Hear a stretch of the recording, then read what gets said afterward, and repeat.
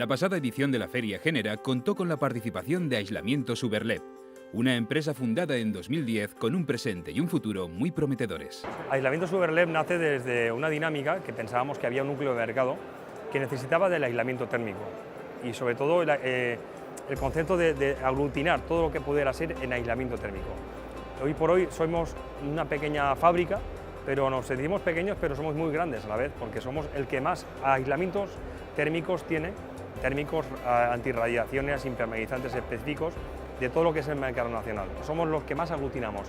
El catálogo más extenso que hoy por hoy se puede permitir una firma, como somos nosotros, aglutinando todo lo que se puede llevar, al fin y al cabo, en aislamientos térmicos. El stand que la empresa de Castellón presentó en la feria fue uno de los más visitados. Los profesionales que se acercaron pudieron conocer de primera mano el amplio abanico de productos que ofrecen. Nosotros tenemos en el mercado desde pinturas térmicas a base de nanotecnología, aditivadas con unas microcápsulas de cristal huecos, es decir, es una alta tecnología, como os decimos así, una alta tecnología en aislamientos. Pintan como una pintura tradicional, son pinturas que en principio pueden pintar, decorar, preservar, limpiar, pero tiene un plus de aislamiento que pintan y aíslan a su vez. Tenemos pinturas térmicas, en este caso, pinturas cargadas con iones de plata para antibacterias, pinturas que también térmicas que a su vez son a la vez repelente de insectos, todo ello propuesto con productos naturales. Tenemos de lo que es un producto estrella, nuestro producto estrella es el corcho natural proyectado.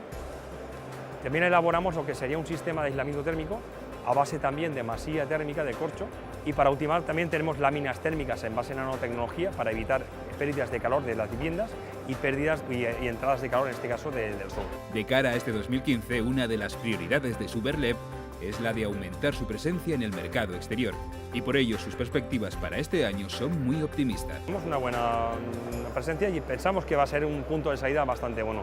Ya se habla menos de la crisis, por lo dichosa crisis, ya se habla más de la recuperación y la gente se está concienciando en los productos térmicos, en principio que tengan conceptualmente ecológicos. La gente ya, sobre todo la gente joven, se anima muchísimo. Un ánimo que quedó patente para todos los profesionales que visitaron Aislamientos Uberlep.